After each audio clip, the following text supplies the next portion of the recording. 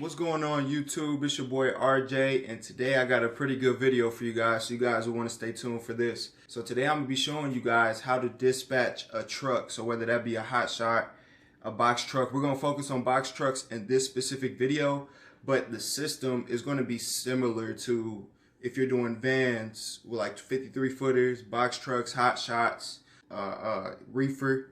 So all of this is going to be very similar to each other regardless of what type of equipment you're using.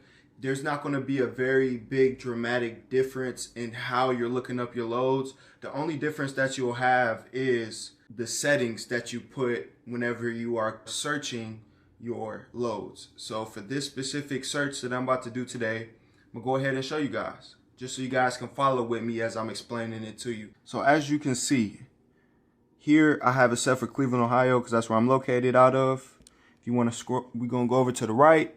You have two spots. It says general, then it also says specific. So I want to put specific because I want to be able to put SB right here. What SB stands for is straight box.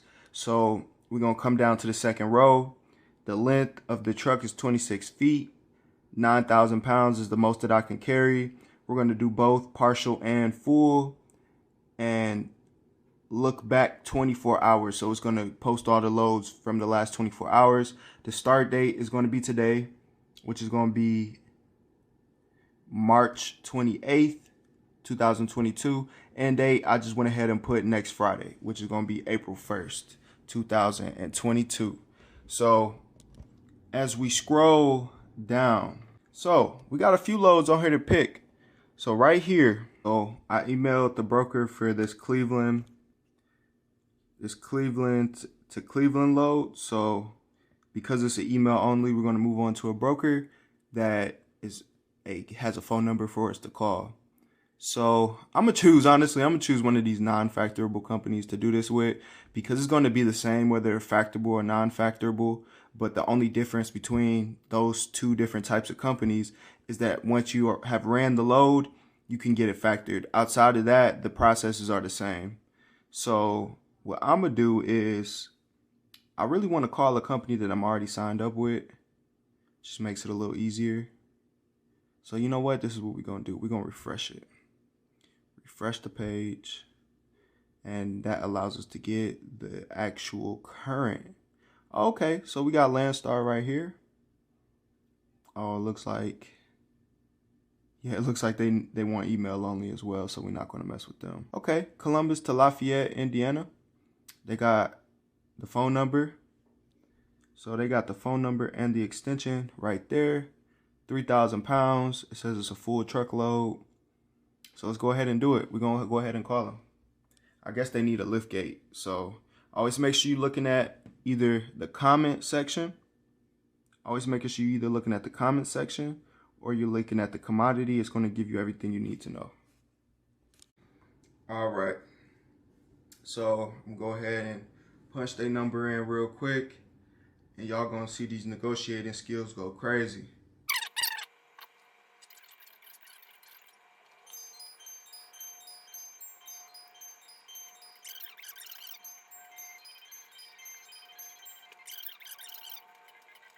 Okay, so they taking too long to answer this phone. So what I'm going to do is we're going to call another broker because even in real time, when you're trying to book these loads, you do not want to spend too much time on hold. Most of the time when you're on hold, it's because they're talking to another owner operator and they're booking the load. So if you're on hold for a good amount of time, it's more than likely that you're not going to get that load anyway. So do not waste your time sitting on hold for 15 minutes just to get told the load got booked already. So we're going to move on to the next load. Just due for this video's sake, I'm going to go ahead and just call a broker, and y'all listen to the details that I'm speaking about the load whenever I'm talking to the broker, so you guys can understand how to take the information from the load board and use it as your negotiating tactics. So I'm going to call on this load going from Napoleon, Ohio to Bedford, Pennsylvania. That's going to be a 336-mile trip loaded with another 146-mile deadhead. So for us, that's going to be close to 500 miles. So we want to shoot for this specific load. We want to get as close to $1,000 as possible. So let's go ahead and call them.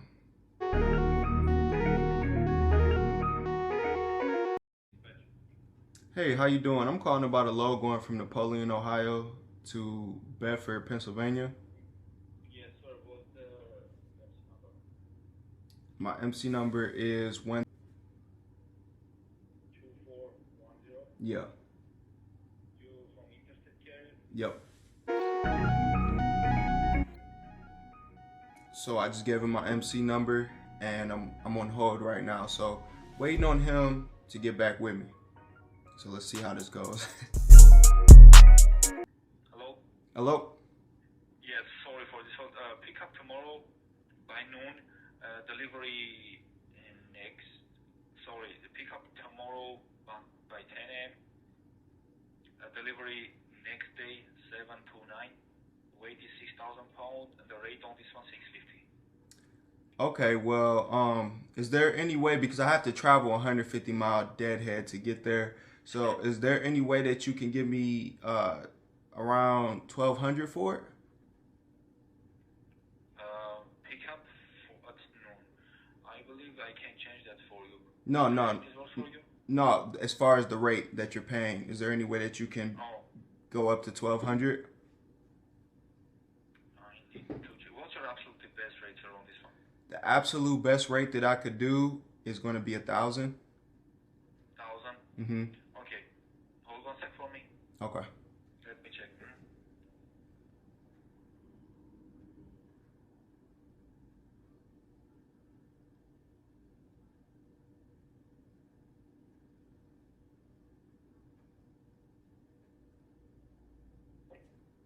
Hello?